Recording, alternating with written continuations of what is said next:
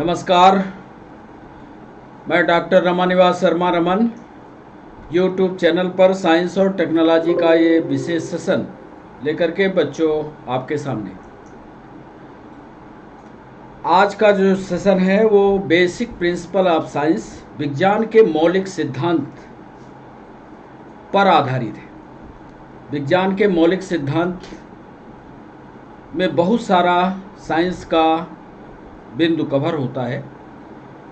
मौलिक सिद्धांत का मतलब ये है कि इसमें जितने भी सिद्धांत, चाहे वो फिजिक्स से जुड़े हों, चाहे केमिस्ट्री से जुड़े हों, चाहे बायोलॉजी से जुड़े हों या टेक्नोलॉजी से जुड़े हों, सब कुछ इसमें शामिल किए जा सकते हैं। और आज जब हम MPPSC प्री का सिलेबस देख रहे थे तो उसमें था कि बेसिक प्रिंसिपल ऑफ साइंस पर प्री में एक चैप्टर ही अलग से आयोग ने शामिल किया। उसको ध्यान में रखते हुए, चूंकि MPPSC प्री की परीक्षा काफ़ी नज़दीक है, इसलिए हमने बेसिक प्रिंसिपल ऑफ साइंस को पढ़ाने का ये फैसला किया। बेसिक प्रिंसिपल ऑफ साइंस में फिजिक्स भी आएगी, केमिस्ट्री भी आएगी, बायोलॉजी भी आएगी। जितने भी सिद्धांत आएंगे वो सब के सब इस सेशन में शामिल होंगे। इसीलिए बेसिक प्रिंसिपल ऑफ साइंस में हमने कई पार्ट में आपको पढ़ाने का फैसला किया।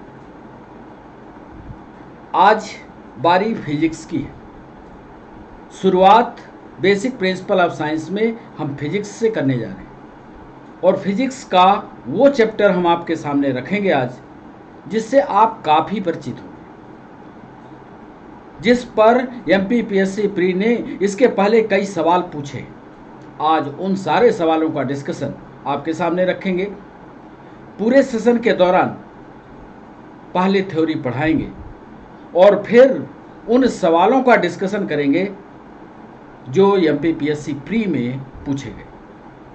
8 MCQ के साथ ये सेशन आज समाप्त होगा।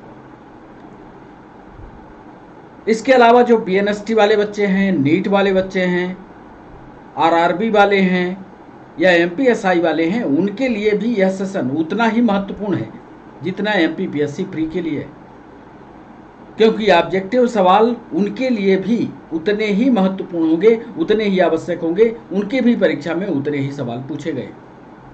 तो बेसिक प्रिंसिपल ऑफ साइंस में एक एक करके हम जितने भी सिद्धांत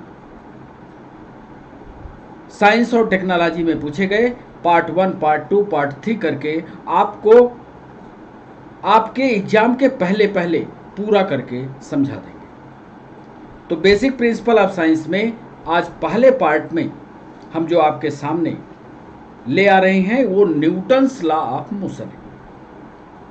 न्यूटन्स लॉ ऑफ मोशन शुरू करें उसके पहले आपको बता दें कि चैनल को सब्सक्राइब करना, चैनल को लाइक करना, चैनल को शेयर करना यह आपकी जिम्मेदारी है। और ये हमारा सेशन शाम को 6 बजे लाइव होगा। आप हमारे साथ लाइव सेशन में जुड़िए। आपके दिमाग में कोई सवाल आता है, चाहे किसी से भी जुड़ा हो, साइंस से जुड़ा हो, टेक्नोलॉजी से जुड़ा हो, साइंस के कोर सब्जेक्ट से जुड़ा हो, फिजिक्स से, केमिस्ट्री से, बायोलॉजी से, आप कमेंट बॉक्स में हमसे सवाल पूछिए, हम उसका तुरंत जवाब आपको देंगे। तो चलें सेशन की ओर। Basic principle of science for MPPSC pre part 1। और आज शुरू करने जा रहे हैं Newton's law of motion. Newton's law of motion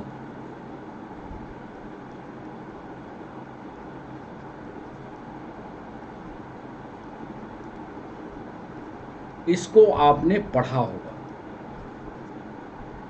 सिर्फ हमारी जिम्मेदारी है कि इसको आपको हम उन सवालों की ओर मोड़ दें या समझा दें जो आपके लिए जरूरी है। पहले पॉइंट में हम लिखने जा रहे हैं, न्यूटन ने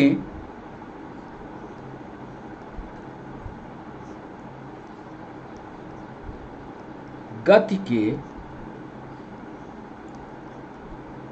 3 नियम दिए।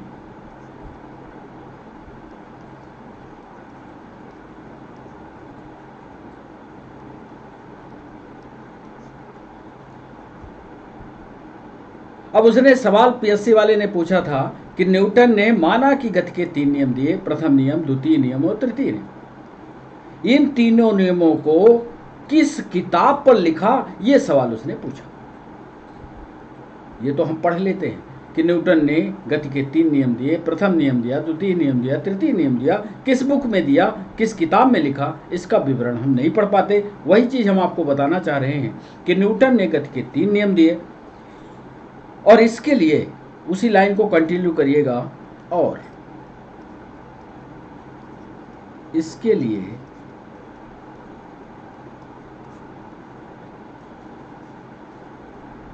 न्यूटन ने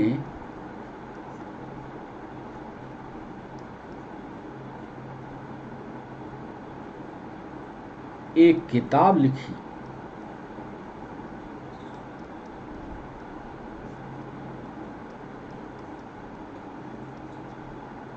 जिसका नाम प्रिंसिपिया है। प्रिंसिपिया।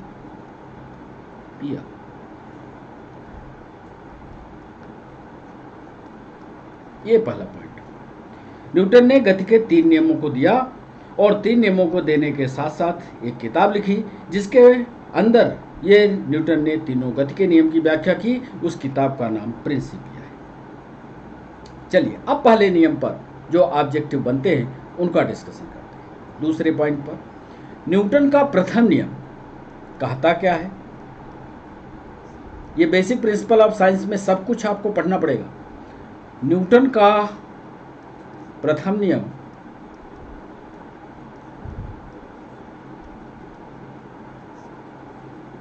कहता है कि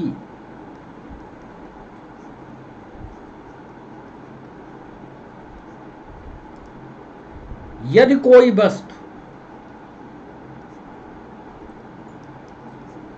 बहुत सरल है, यदि कोई वस्तु रेस्टिंग पीरियड में है, विरामावस्था में है,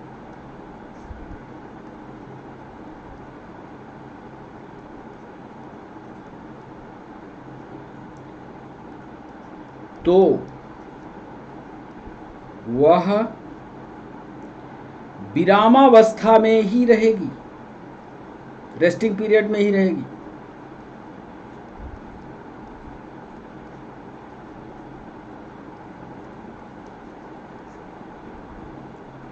और यह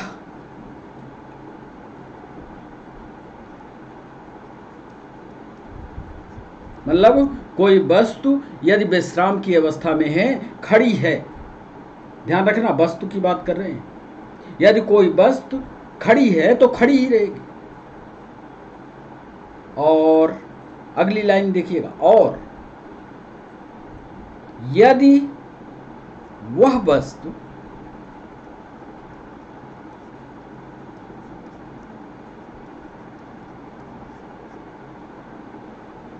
एक समान चाल से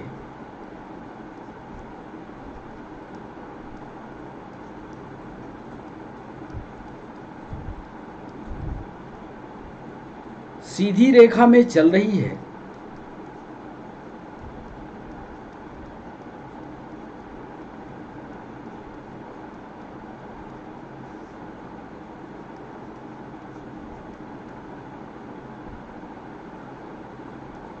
तो वैसे चलती ही रहेगी।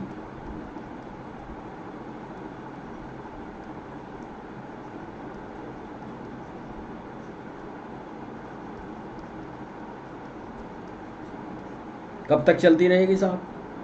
कोई वस्तु खड़ी है तो खड़ी ही रहेगी, और कोई वस्तु यदि एक समान चाल से चल रही है तो चलती ही रहेगी। कब तक चलती रहेगी, कब तक खड़ी रहेगी? तो ऐसी चलती रहेगी जब तक, शर्त है, जब तक कि उस पर कोई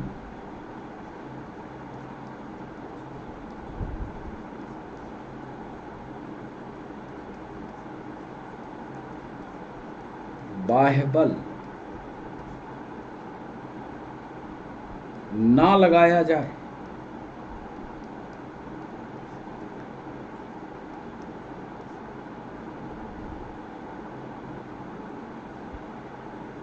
मतलब यदि कोई वस्तु इस तरह से खड़ी है किसी पोजीशन पर तो वो खड़ी रहेगी। कोई वस्तु इस पोजीशन पर यदि गतिमान है इस तरह से तो चलती ही रहेगी जब तक कि इसको रोका न जाए और इसको धक्का मार करके चलाया न जाए। ऐसा न्यूटन ने पहले नियम में कहा। एक और खास बात कह दी, पीएससी ने पूछ लिया कि ये न्यूटन की गति का नियम, इसके अलावा प्रथम नियम किस नाम से जाना जाता है। आगे हम लिख रहे हैं प्रथम नियम को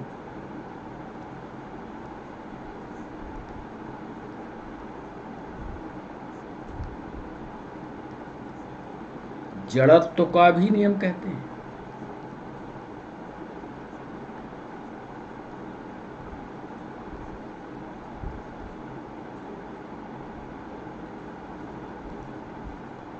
अब जड़त्व है कि नहीं है, क्योंकि कोई शुरू हो गया तो शुरू ही है, कोई चल रहा है तो चलता ही जा रहा है, कोई खड़ा है तो खड़ा ही है।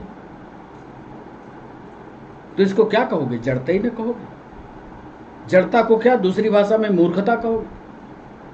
अब चूंकि ये वस्तु है, यदि कोई जिंदा आदमी होता, लाइव सपोर्ट पर होता, जीवन जिंदगी वाला होता और यदि वो ऐसा करता कि चल दिया तो चलता ही चला जा रहा है, बैठ गया तो बैठे ही है, तो मूर्खता कहलाएगा। इसीलिए प्रथम नियम को जड़त्व का नियम भी कहते हैं। सिर्फ इतना ही हमको बेसिक प्रिंसिपल ऑफ साइंस में पढ़ना है, न्यूटन्स के प्रथम नियम के बारे में। अगले पन्ने में हम आपको बताने वाले हैं कि इस प्रथम नियम के प्रमुख उदाहरण कौन कौन से हैं जिस पर उसने सवाल पूछा। प्रथम नियम के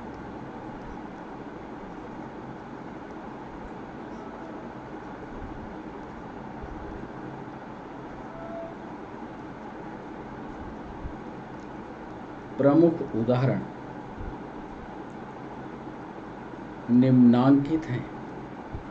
इन पर सब पर सवाल आए, पीएनएसटी पर भी पूछा है, एसआई में भी पूछा है, उदाहरण को लेकर के पूछा है ये किसके, कौन सा इसमें न्यूटन का नियम लग रहा है। पहला उदाहरण लिख रहे हैं, ए, रुकी हुई गाड़ी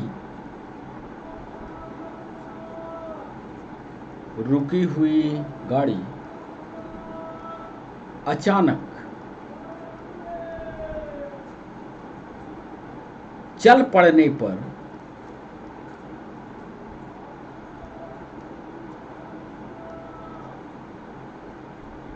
उसमें बैठे यात्री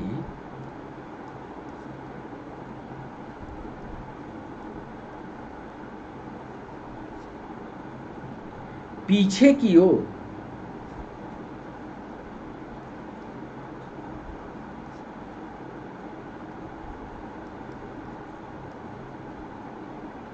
झुक जाते हैं। ये तो आपने टेस्ट किया होगा। जैसे आप बस में बैठते हैं, ड्राइवर साहब अचानक गाड़ी को आगे बढ़ाते हैं तो आप पीछे की ओर धक्का मारते हैं। क्यों?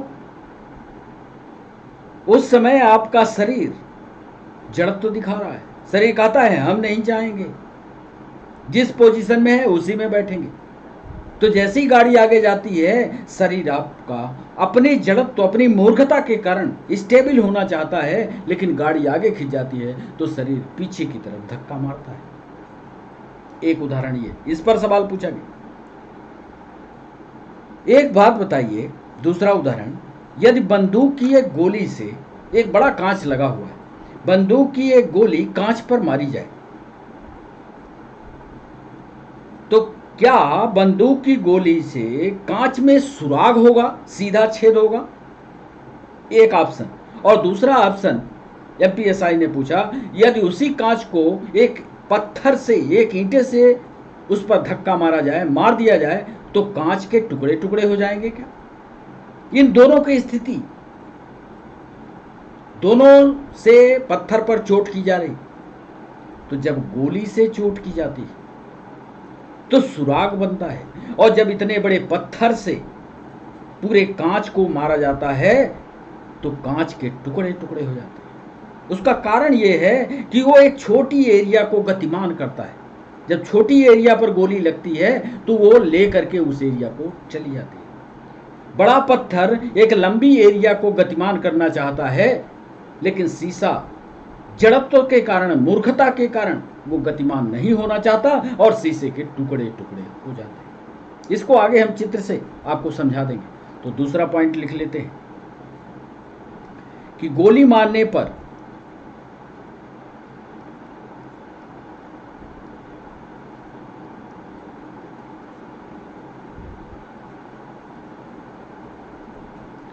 किसी कांच में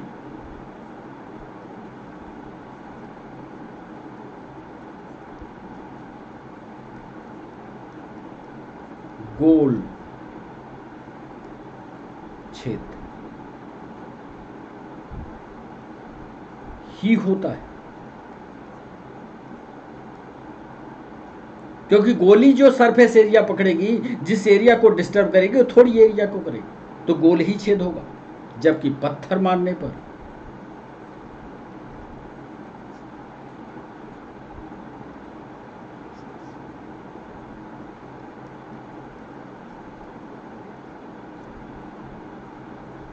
वही कांच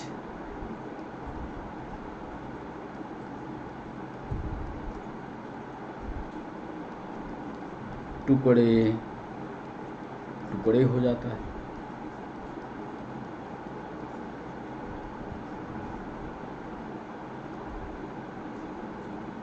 तीसरा एक उदाहरण देते हैं। इस समय आम का सीजन चल रहा है।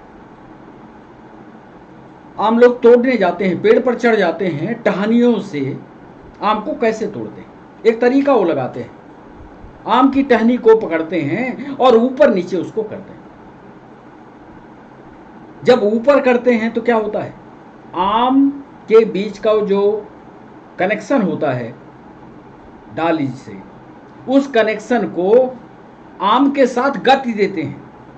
टहनी ऊपर गई तो गतिमान हुआ आम का फल ऊपर की तरफ, और जैसे ही वो गतिमान हो जाता है तो आम तोड़ने वाला उसी डंडे को, उस टहनी को नीचे कर देता है।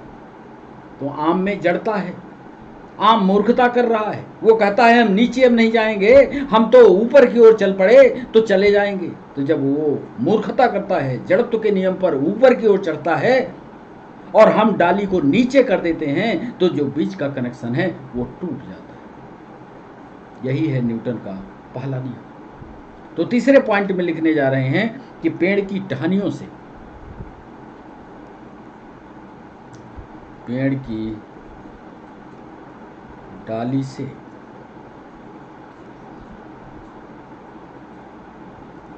आम का तोड़ना, पेड़ की डाली से आम का तोड़ना, डाल को हिलाकर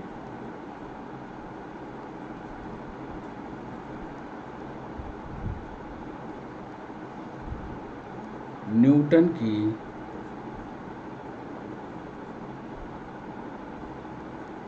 गति का प्रथम नियम दर्शाता है। तो ये 2-3 सवाल पूछे गए। यदि आपको ये सवालों पर कहीं भी दाएं बाएं करके सवाल पूछता है तो आप इसका उत्तर दीजिएगा। दूसरे पन्ने पर हमने बता दिया कि प्रथम नियम के प्रमुख उदाहरण हैं। रुकी हुई गाड़ी अचानक चल पड़े तो बैठे हुए यात्री पीछे की ओर झुक जाते हैं। गोली मारने पर किसी कांच में गोल ही छेद होता है, जबकि पत्थर मारने पर वही कांच टुकड़े टुकड़े हो जाता है। पेड़ की डाली से आम का तोड़ना हो, डाल को हिला करके न्यूटन की गति का प्रथम नियम दर्शाता है। तो ये पॉइंट हो गए। आइए चित्र में आपको दिखाते हैं। फर्स्ट ला, ये फुटबॉल है, एक टेबल पर रखी हुई, ये टेबल है, इस टेबल पर ये रखी हुई, तब तक ये रखी रहेगी, ध्यान से सुनना हमारी बात को, तब तक ये रखी रहेगी जब तक कि हम इस पर कोई बाह्य बल ना लगाएं। न्यूटन साहब क्या कर रहे थे कि जो वस्तु स्थिर अवस्था में है, जिस अवस्था में है उसी अवस्था में ही रहना पसंद करती है। यही हमने अंग्रेजी में लिखा, एन ऑब्जेक्ट एट रेस्ट कोई भी चीज रेस्ट में ही रहना चाहती है, विल रिमेन एट रेस्ट, हमेशा रेस्ट में रहना चाहती है, अनलेस, जब तक कि net force acts on it, जब तक कि हम इस पर बल ना लगाएं। अब दूसरे में देख लो, अब इस बॉल पर हमने बल लगा दिया।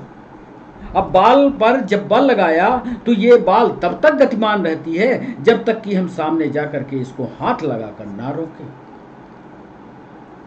तो ये न्यूटन की गति का हमने लिखा यहां, an object in motion will remains in motion unless A net force act on. तब तक ये बॉल चलती रहेगी जब तक कि इस पर बाह्य बल लगा करके इसको ना रोका जाए। तो ये दोनों नियम, ये बॉल जो है, ये दोनों स्पष्ट कर रही है कि जब स्थिर है तब उसको चलाने के लिए हमें बल की जरूरत पड़ रही है, और जब ये वस्तु एक समान रेखा में, एक सीमित गति में, एक सरल रेखीय मूवमेंट में गति करती है तो इसको रोकने के लिए भी हमें बल लगाने की जरूरत है।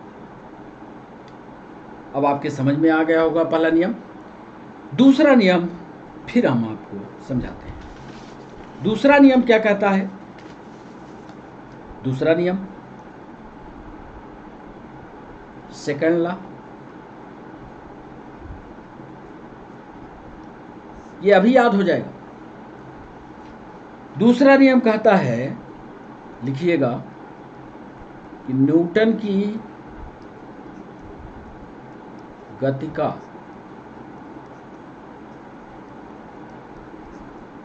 दूसरा नियम बताता है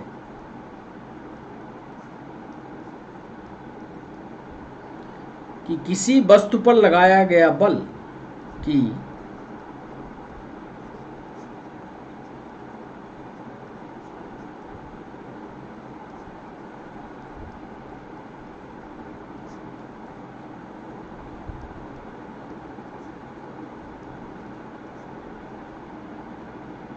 वस्तु के द्रव्यमान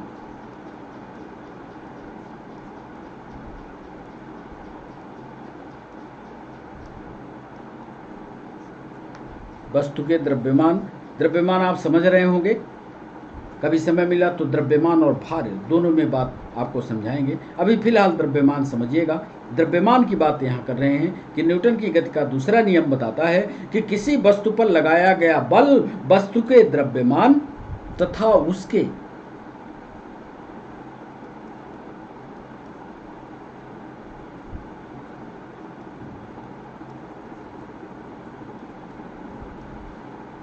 बल की दिशा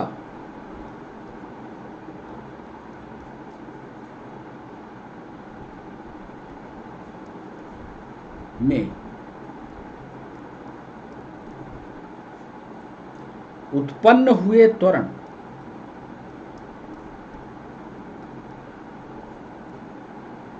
के गुणनफल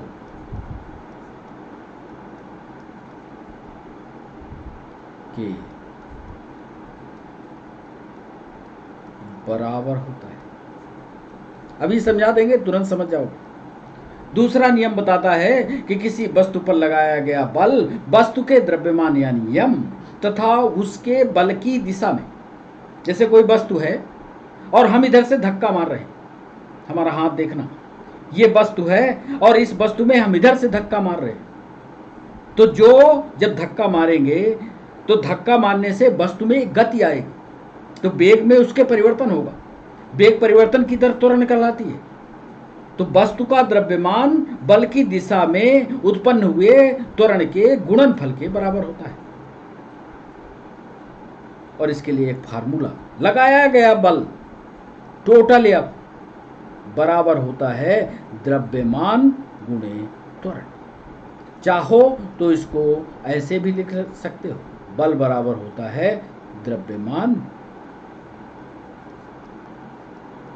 गुणे त्वरण।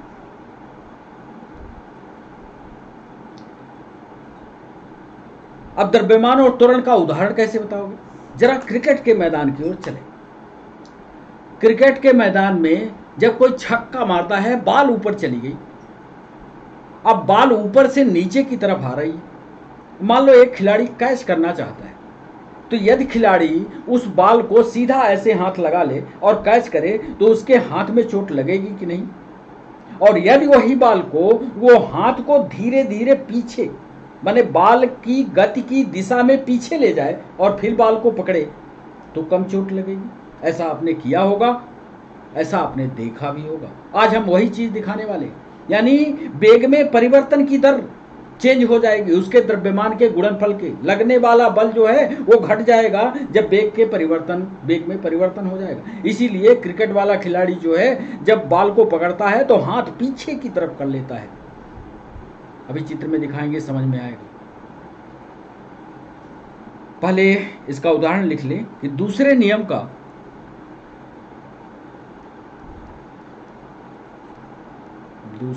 का सबसे अच्छा उदाहरण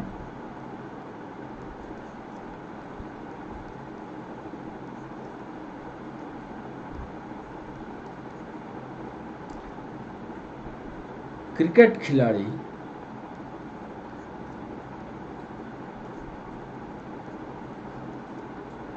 तेजी से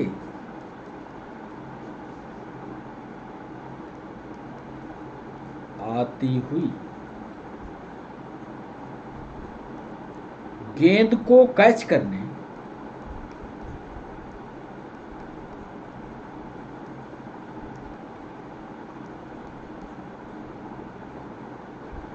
कैच करते समय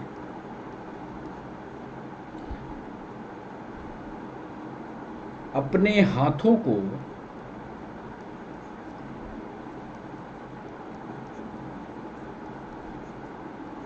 वेग की दिशा में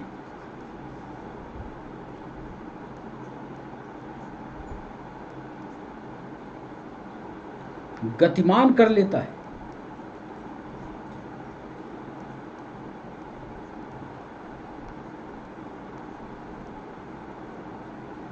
ताकि चोट कम लगे। न्यूटन की गति का दूसरा नियम बताता है कि किसी वस्तु पर लगाया गया बल वस्तु के द्रव्यमान और उसके बल की दिशा में उत्पन्न हुए त्वरण के गुणनफल के बराबर होता है। यह बराबर m/1 होता है। दूसरे नियम का सबसे अच्छा उदाहरण क्रिकेट खिलाड़ी तेजी से आती हुई गेंद को कैच करते समय अपने हाथों को वेग की दिशा में गतिमान कर लेता है ताकि चोट कम से कम लगे। आइए ये देखिए, the force F acting on moving object is the product of the mass and acceleration।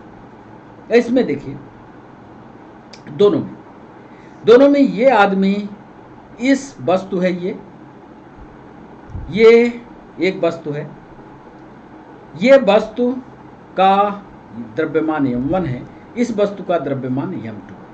दोनों के अलग अलग द्रव्यमान है।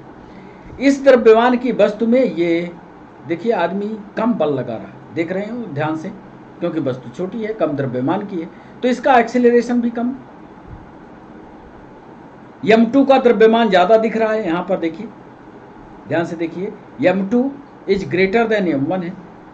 तो लगने वाला बल यानी F2, इसमें बल लगाने का तरीका देखिए, ऐसा नहीं लगता आपको कि ये बल तेजी से लगा रहा है, पूरी ताकत झोंके दे रहा है, ये धीमा बल लगा रहा है। तो लगाने वाले बल की जो ताकत होगी उसके द्रव्यमान पर निर्भर करता है। कुल मिलाकर के आप सीधा ये समझ लीजिए, कई बार ये ऑब्जेक्टिव में सवाल पूछा गया कि F is directly proportional to m। यदि m बढ़ा तो F बढ़ेगा। F is directly proportional to acceleration, यानी त्वरण बढ़ा तो बल बढ़ा। जितने आप बल लगाओगे वस्तु में वेग के परिवर्तन की या गति की तीव्रता उतनी ही ज्यादा हो। तो ये तो सीधा सवाल आप लगा सकते हो कि F सीधा समानुपाती होता है m से, F सीधा समानुपाती होता है a से। कई बार ये ऑब्जेक्टिव में, SI में, PNST में पूछे गए। तो इतनी गणित तो आपको समझ करके चलनी ही पड़ेगी। यदि मान लो हम आपसे पूछते हैं कि यदि F बराबर, आप जानते हो फार्मूला m/a होता है, आपसे पूछा जाए यदि किसी वस्तु का त्वरण बढ़ाया जाए तो उसके बल पर क्या परिवर्तन होगा, तो आपको सीधा जवाब देना चाहिए कि चूंकि F सीधा समानुपाती होता है A के, तो जितना A बढ़ेगा उतना ही F भी बढ़ेगा। यदि मान लो ऐसा ना होता, ऐसा लिखा होता F is indirectly proportional to A, यानी त्वरण, तो जितना ही आप त्वरण बढ़ाते उतना बल घटता चला जाता। इसी को कहते हैं व्युत्क्रमानुपाती। फिर कभी विस्तार से जब इसको हम आपको पढ़ाएंगे तो इसको भी सीखेंगे। तो ये न्यूटन का सेकंड लॉ। इसमें हमने चित्र एक क्रिकेट बॉल वाला आपको दिखाने की कोशिश की। ये बंदा सीधा खड़ा है, देख रहे हैं आप। यदि ये बॉल को पकड़कर सीधे हाथ में लेगा तो पक्का मानिए इसके हाथ में चोट ही का लगना तय लगेगी। तो ये क्या करता है, चूंकि बॉल बहुत ऊपर से आ रही है, बहुत बल के साथ है, उसमें गतिज ऊर्जा बहुत ज्यादा है, तो वो गतिज ऊर्जा को घटाने के लिए कि इसके हाथ में चोट कम लगे, ये जरा इस चित्र का अध्ययन कीजिए। ये हाथ को क्या कर रहा है, हाथ को बॉल की बेग की दिशा में ये पीछे की ओर खींच रहा है। जरा देखिए, ध्यान से देखिए। इसी को हमने इस चित्र को यहां भी दिखाया। ये देखिए, बेग की दिशा में ये हाथ को पीछे कर रहा है। और यदि यही हमने लिखा, ये fielder pulls his hand gradually, ऐसा नहीं कि सीधा खींच लेगा काम हो जाएगा, gradually pulls his hand gradually with the moving ball while holding the catch. Catch पकड़ने के लिए क्रम से यह अपने हाथ को पीछे की ओर खींचता चला जाता है। अब समझ में आ गया होगा। अब चलते हैं न्यूटन की गति के तीसरे नियम, थर्ड लॉ।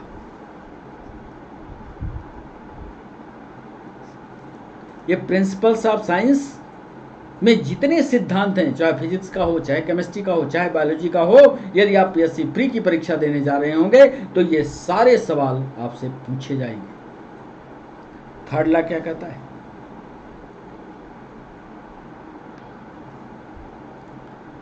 न्यूटन का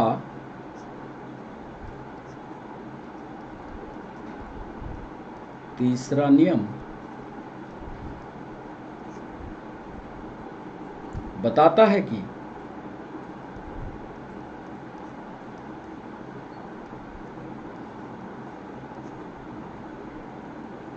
जब कोई पिंड, ध्यान से इसको समझिएगा, जब कोई पिंड, पिंड का मतलब वस्तु से, जब कोई पिंड दूसरे पिंड पर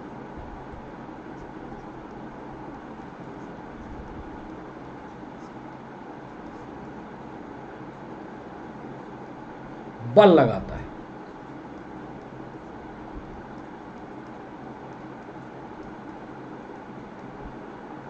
ये दो पिंड हैं मान लिया। अब ये वाला पिंड इस पर बल लगा रहा है। ध्यान से देखिएगा, न्यूटन की गति का तीसरा नियम बताता है कि जब कोई पिंड दूसरे पिंड पर बल लगाता है तो दूसरा पिंड भी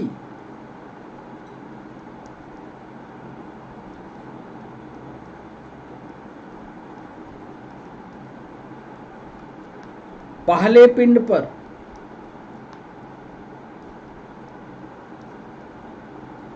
उतना ही बल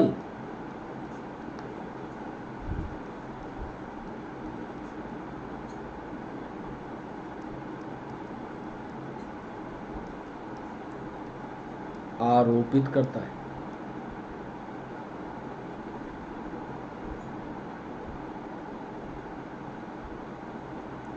जितना पहला वाले ने बल लगाया उतना ही ये भी बल लगाएगा पहले वाले पर। ये एक है, ये दो। न्यूटन का तीसरा नियम कहता है कि जब एक पिंड दूसरे पिंड पर बल लगाएगा तो दूसरा वाला भी पहले पिंड पर उतना ही बल लगाएगा। ध्यान क्या रखना है, ध्यान ये रखना है कि इसके बल लगाने की दिशा इस डायरेक्शन में है तो इसके बल लगाने की दिशा इस डायरेक्शन में होती है। परंतु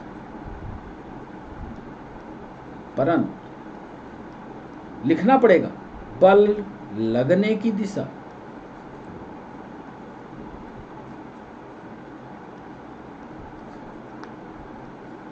विपरीत होती है।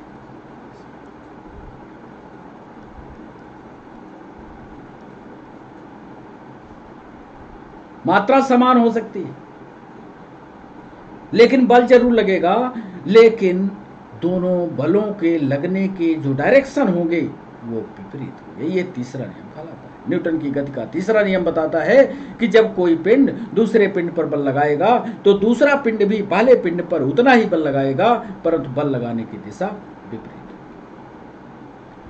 अब इसका उदाहरण लिख लें। न्यूटन की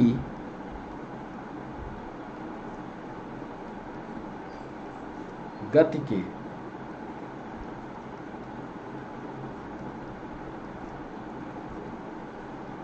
प्रमुख उदाहरण हैं, कुआं जानते होंगे, बेल, गांव में होती है कुआं। कुआं से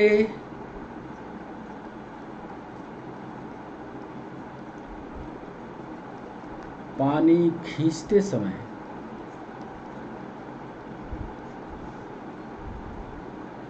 यदि रस्सी टूट जाए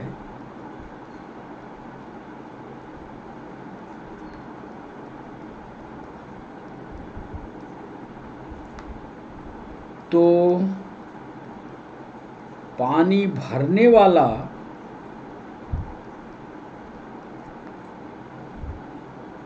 आदमी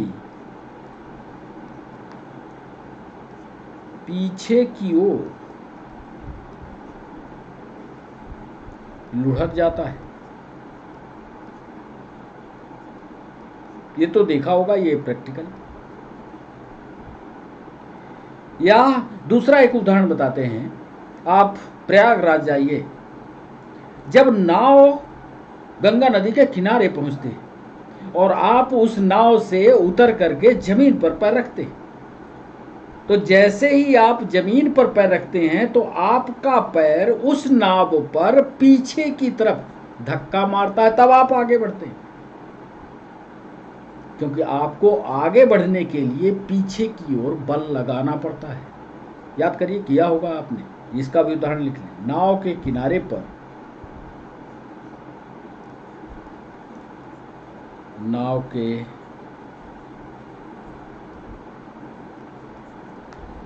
किनारे पर से जमीन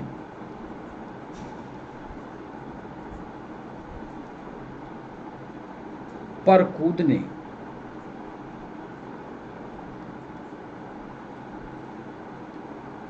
से नाव पीछे, कूदने से नाव पीछे हट जाती। अथवा एक उदाहरण और बता दें, रॉकेट का छूटना। रॉकेट का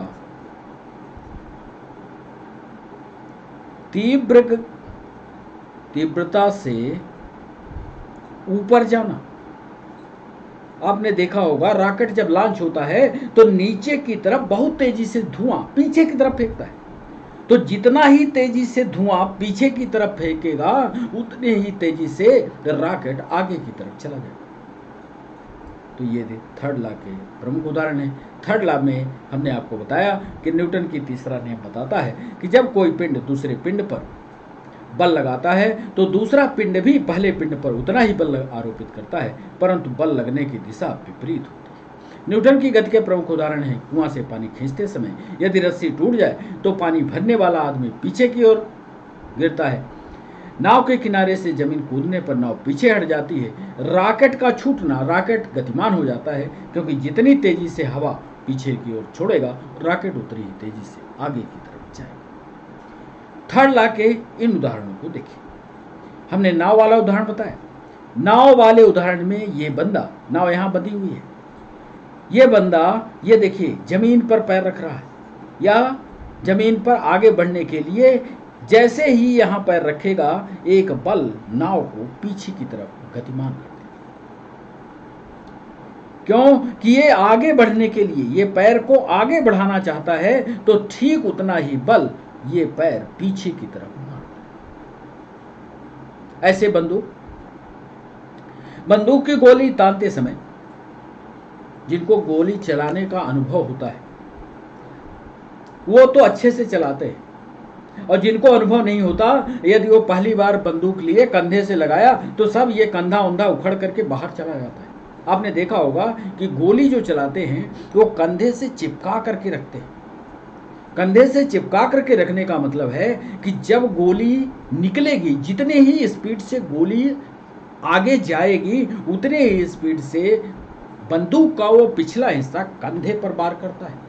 यदि कंधे और बंदूक के पिछले हिस्से के बीच में गैप हुआ तो ये कंधे का हिस्सा जो है टुकड़े टुकड़े भी इसके ढूंढे नहीं मिलेंगे, इसीलिए कंधे पर उसको चिपका करके रखते हैं। कंधा उतनी ही गति से पीछे जाता है जितनी गति से बंदूक का पिछला हिस्सा चलता है। एक उदाहरण हमने रॉकेट वाला ही दिखाया। ये देखिए रॉकेट जितनी ही तेजी से इसका धुआं पीछे की तरफ छोड़ेगा, यहां निकलेगा, उतनी ही तेजी से रॉकेट जो है आगे। कभी आप गुब्बारे में हवा भरिए, गुब्बारे में हवा भरेंगे और गुब्बारे को हवा भरने के बाद थोड़ा सा ऐसे ऊपर ले जाइए और छोड़ दीजिए, तो गुब्बारे में भरी हुई हवा क्या करेगी, नीचे की तरफ निकलेगी, और जितनी ही तेजी से नीचे निकलेगी गुब्बारा उतने ही तेजी से ऊपर की तरफ भागेगा। तो तीनों उदाहरण Newton's third law of motion को स्पष्ट करते हुए दिखाया हमने। आज इस बेसिक प्रिंसिपल में सिर्फ न्यूटन्स लॉ आपको बताया है। आगे के सेशन में कंजर्वेशन ऑफ लॉ, आगे के सेशन में थर्मोडायनामिक्स, जितने भी बेसिक प्रिंसिपल हैं साइंस के, पार्ट 2 पार्ट 3 सारे आपको पढ़ाने हैं। अब चूंकि सेशन फिर लंबा हो जाएगा, अभी एमसीक्यू भी पूछना है, तो आपको ले चलते हैं अभी एमसीक्यू की ओर। आज हमारे साथ 8 एमसीक्यू हैं, सभी ऑब्जेक्टिव एमसीक्यू हैं, सभी परीक्षाओं के लिए ज़रूरी हैं, खासकर एमपीपीएससी प्री के लिए जो आपकी आगे आने वाली परीक्षा है, पीएनएसटी के लिए आवश्यक है, नीट के लिए आवश्यक है, जितने भी कॉम्पिटिटिव एग्जाम हैं सब के लिए ये सवाल ज़रूरी हैं। तो आइए एमसीक्यू सेशन में 8 सवाल हैं, 8 सवालों को आपको करना है। पहला सवाल, एमसीक्यू सेशन का पहला सवाल आपके स्क्रीन पर ये रहा।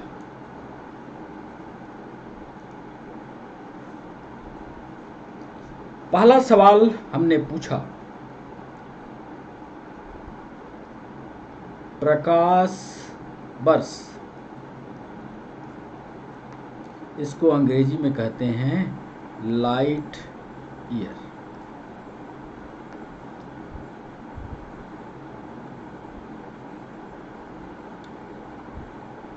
किसकी इकाई है?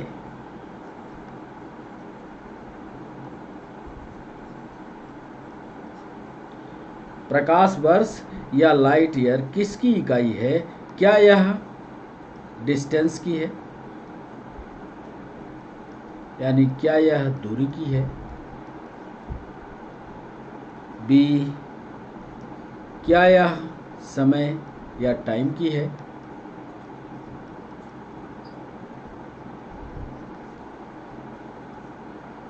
क्या यह द्रव्यमान की है या मास की है? और डी ऑप्शन दिया हमने, क्या यह तीव्रता की इकाई है या इंटेंसिटी की इकाई है? पहला सवाल हमने पूछा कि लाइट ईयर किसकी इकाई है, क्या यह डिस्टेंस की है, क्या यह समय की है। पीएनएसटी में भी सवाल पूछा है, एमपीएसआई में, एमपीपीएससी में भी सवाल पूछा गया कि लाइट ईयर किसकी इकाई है, डिस्टेंस की है, समय की है, द्रव्यमान की है, तीव्रता की है। साथ में इसका डिस्कशन भी पढ़िएगा, क्योंकि पीएससी में ये खासा सिलेबस में लिखा हुआ है, बेसिक प्रिंसिपल्स ऑफ साइंस। तो ये पीएससी प्री के लिए आपको पढ़ना जरूरी है। उत्तर तो पढ़िए, उत्तर तो आप बता देंगे, पर इसका पूरा का पूरा विवरण भी आप पढ़िएगा, प्रकाश वर्ष किसकी इकाई है। दूसरा सवाल, 1 माइक्रोन लंबाई बराबर होती है, 1 माइक्रोन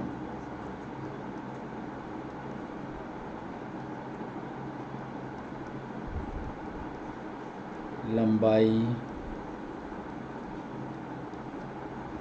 बराबर होगी। ध्यान से इसका उत्तर करने की कोशिश करिएगा। 10 मिलीमीटर, 10 की घात -4 सेंटीमीटर,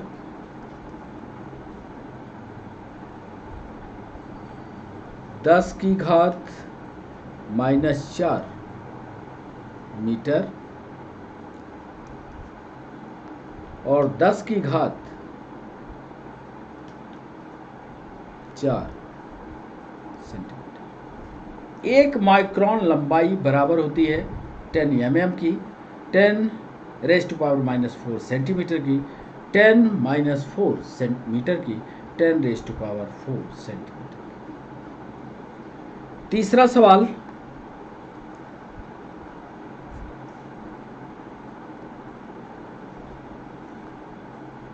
डिस्टेंस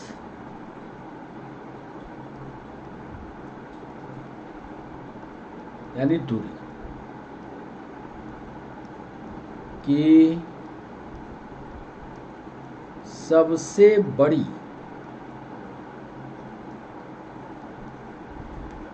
इकाई होती है।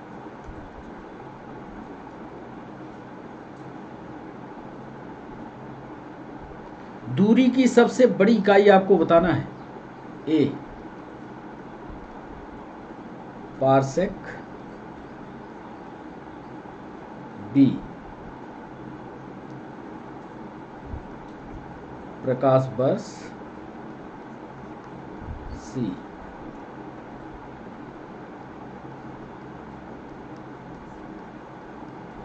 खगोलीय और डी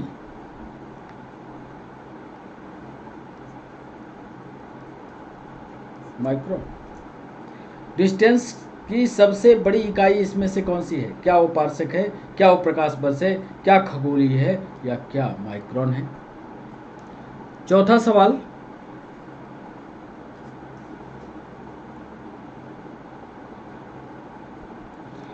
निम्न में से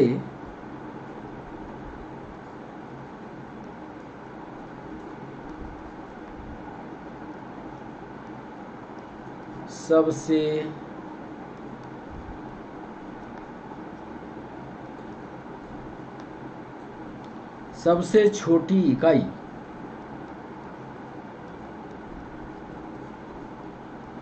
कौन सी है?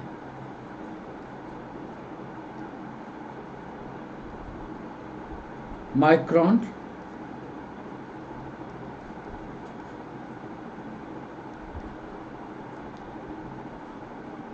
Fermi,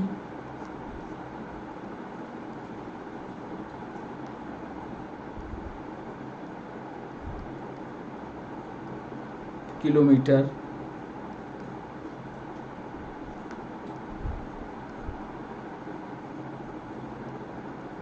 millimetre. निम्न में से सबसे छोटी इकाई कौन सी है? क्या वो माइक्रोन है, क्या वो फर्मी है, क्या वो किलोमीटर है, या क्या वो मिलीमीटर है? सबसे छोटी इकाई आपको बताना है। तो ये था चौथा सवाल। पांचवा सवाल,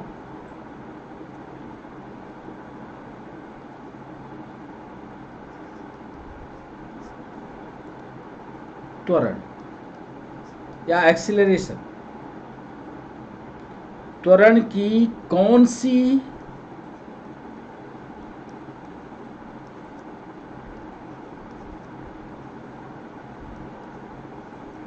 इकाई सत्य है?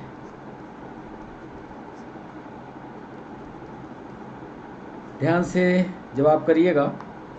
मीटर प्रति सेकंड,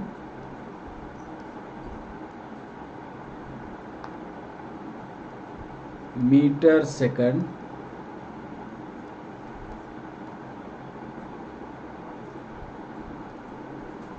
मीटर प्रति सेकंड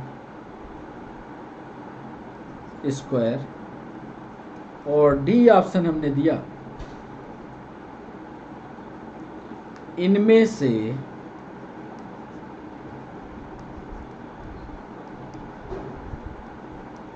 कोई नहीं। त्वरण की कौन सी इकाई सत्य है? मीटर पर सेकंड, मीटर सेकंड, मीटर प्रति सेकंड स्क्वायर, या इनमें से कोई नहीं। छठवां सवाल,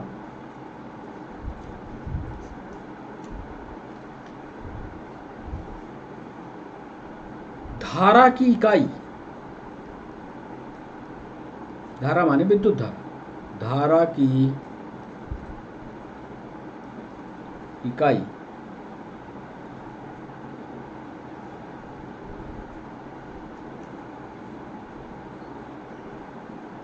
निम्न में से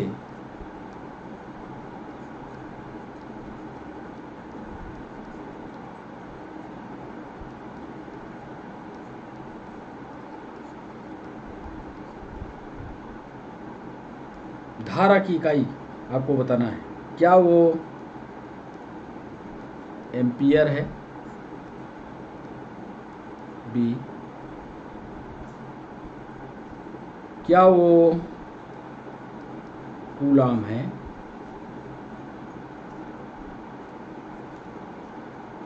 क्या वो वोल्ट है,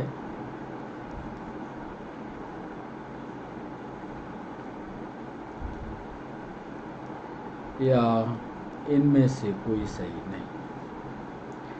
धारा या करंट, या आप इसको चाहें तो विद्युत धारा भी कह सकते हैं। विद्युत धारा की इकाई क्या, कौन सी? एम्पियर, कूलाम, वोल्ट या नन। सातवां सवाल,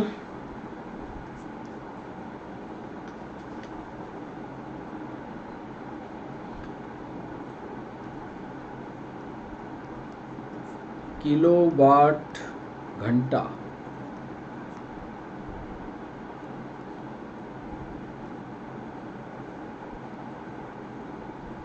निम्न में से किसकी इकाई? ए, विद्युत विभव,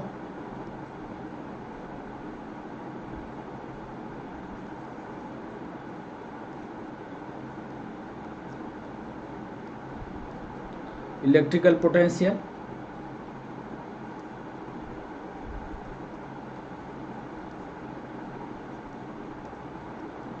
विद्युत ऊर्जा,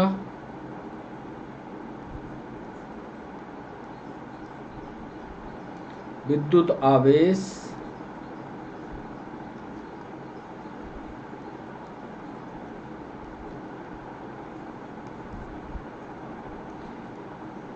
और अंतिम विद्युत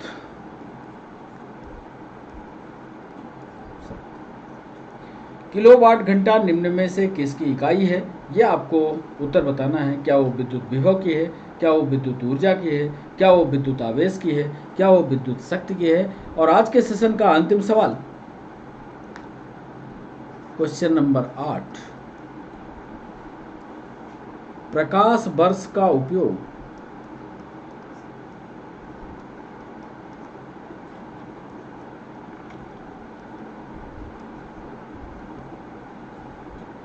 क्या दर्शाने के लिए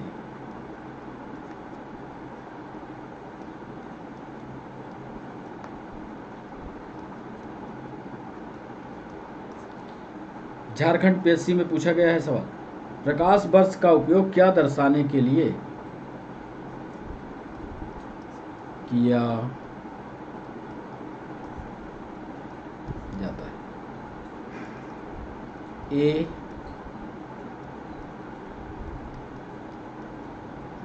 प्रकाश की तीव्रता, प्रकाश की चाल,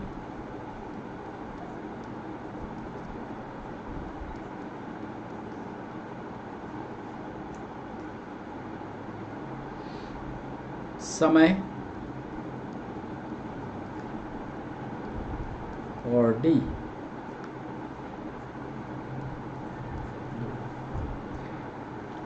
प्रकाश वर्ष का उपयोग क्या दर्शाने के लिए किया जाता है, ये आपको बताना है। प्रकाश की तीव्रता, प्रकाश की चाल, समय और दूरी। तो ये 8 सवाल थे।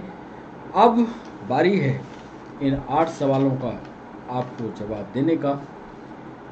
इसके पहले कि सेशन का समापन करें, पहले इनका जवाब दे दें। पहले प्रश्न का जवाब था प्रकाश वर्ष किसकी इकाई है।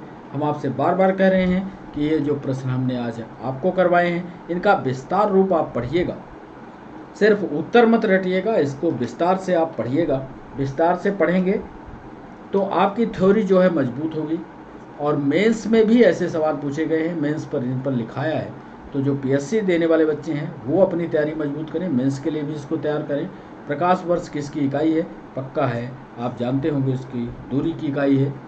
दूसरा सवाल, माइक्रोन लंबाई बराबर होती है, कितने लंबाई के बराबर होती है।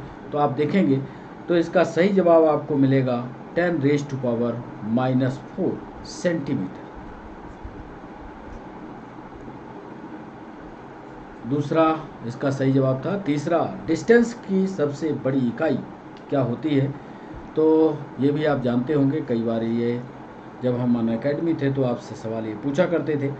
तो इसका सही जवाब ये पारसेक था। निम्न में से सबसे छोटी इकाई कौन सी है, माइक्रोन, फर्मी, किलोमीटर या मिलीमीटर। सबसे छोटी इकाई आप देखोगे तो आपको फर्मी मिलेगी। 5वां सवाल था, त्वरण की सबसे छोटी इकाई कौन सी होती है। त्वरण को निकालोगे तो आपको पता लगेगा मीटर पर सेकंड स्क्वायर सबसे छोटी इकाई होती है। धारा की इकाई निम्न में से कौन सी है। तो इसका धारा की इकाई सामान्य सी है, विद्युत धारा की इकाई एम्पियर होती है। 7वां सवाल हमने पूछा था, किलोवाट घंटा निम्न में से किसकी इकाई है। किलोवाट घंटा जो होती है वो विद्युत ऊर्जा की इकाई होती है। और अंतिम सवाल आज के सेशन का, प्रकाश वर्ष का उपयोग क्या दर्शाने के लिए होता है। तो ये तो कई बार हमने बता चुके, प्रकाश वर्ष पर ज़्यादा सवाल थे। इसका सही जवाब था दूरी। तो अब समय आ गया बच्चों सेशन को समाप्त करने का। सेशन समाप्त करें उसके पहले आपको फिर एक बार कह दें कि चैनल को सब्सक्राइब करना, चैनल को लाइक करना, चैनल को शेयर करना, ये आपकी जिम्मेदारी है। जितना जल्दी चैनल सब्सक्राइब होगा, मोनेटाइज होगा, उतना जल्दी हम आपके साथ लाइव जुड़ पाएंगे। आज MPPSC प्री को देखते हुए उन सवालों को आज आपके साथ जोड़ा था जो ज़रूरी हैं। कैसा लगा सेशन ये ज़रूर आप अपने कमेंट बॉक्स में लिखिएगा। अगला वीडियो एक दिन के अंतराल के बाद फिर लाएंगे MPPSC के पार्ट 2 के रूप में। तब और नए सवाल होंगे, नया डिस्कशन होगा, फिर कंजर्वेशन ऑफ एनर्जी होगा। तो बच्चों आज के लिए बस इतना ही। 6 बजे लाइव सेशन में फिर आपसे मुलाकात होती है। तब तक के लिए बच्चों बाय बाय, नमस्कार।